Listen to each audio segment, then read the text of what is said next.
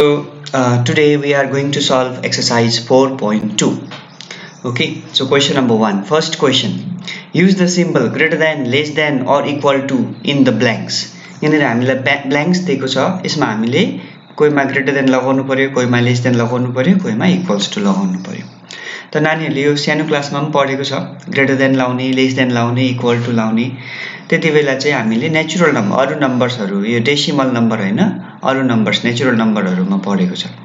अब आज हामी डेसिमल नम्बरमा चाहिँ कसरी लगाउने त भन्ने पढ्दैछौं। सपोजको लागि फर एक्जाम्पल 2.75 एउटा छ, अर्को नम्बर छ 1.8 छ। So now which is greater? Which number is greater? This number or this number? भन्दाखेरि नानी हो this is greater because 2.75 is greater than 1.8 because यसको होल नम्बर पार्टै ग्रेटर छ। 1 छ, यसको होल नम्बर पार्ट 2 छ, यसको होल नम्बर पार्ट 1 छ। त्यसले गर्दा directly we can say 2.75 is greater than 1.8. 2.75 is greater than 1.8. Right, यस्तो लेख्न हामी सक्छौं। अब अर्को नम्बर आयो सपोजको लागि 1.27 1.8. Now which is greater?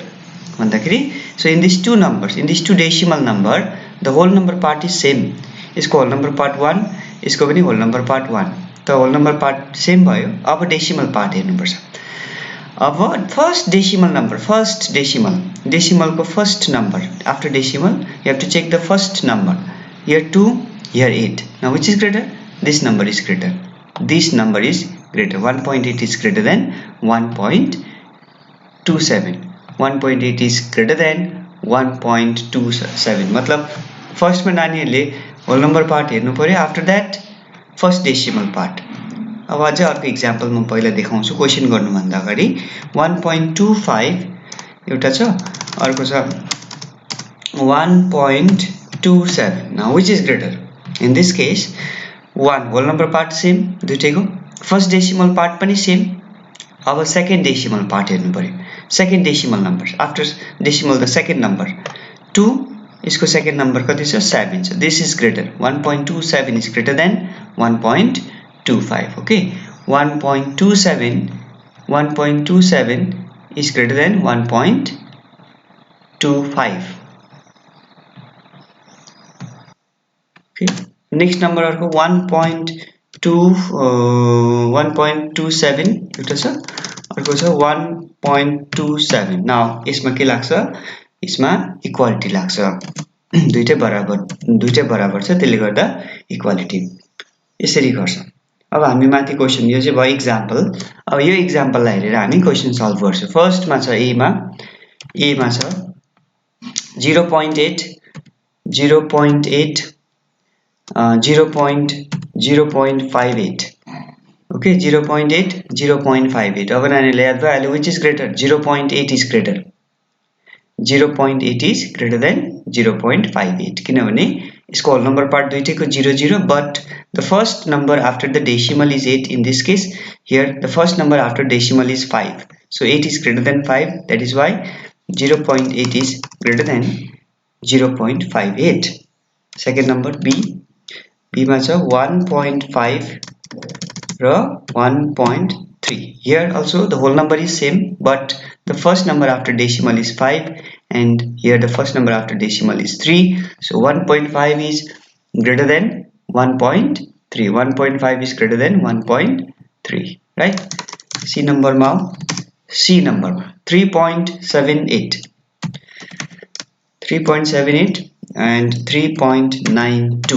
याद भइहाल्यो नानीहरुले। which is greater? whole number part is same, both the cases whole number part is 3, but the first number after decimal is 7 in this case and first number after decimal is 9 in this case. Now which is greater?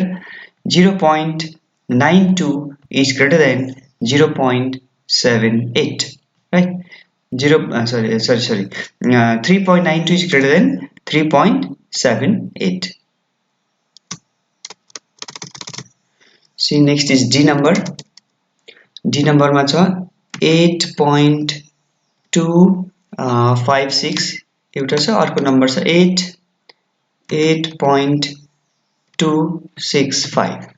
which is greater? Here both the whole number part is same, 88. First number after decimal is also same, but the second number after decimal, in this case 5, in this case 6. So which is greater? 8.265 is greater. This is greater because the second number after the decimal is 6, which is greater than 5. Hence 8.625 is greater than 8.265 is greater than 8.256 greater than. We see D. अब अरु त जान्नु पर्ने नानीहरुले यी नम्बरमा छ 3.9 and 2.29. यो त directly 3 whole number part first को नम्बर को 3 छ, फर्स्ट को नम्बर को होल नम्बर पार्ट छ 2. So 3.9 is greater than 2.29 हैन.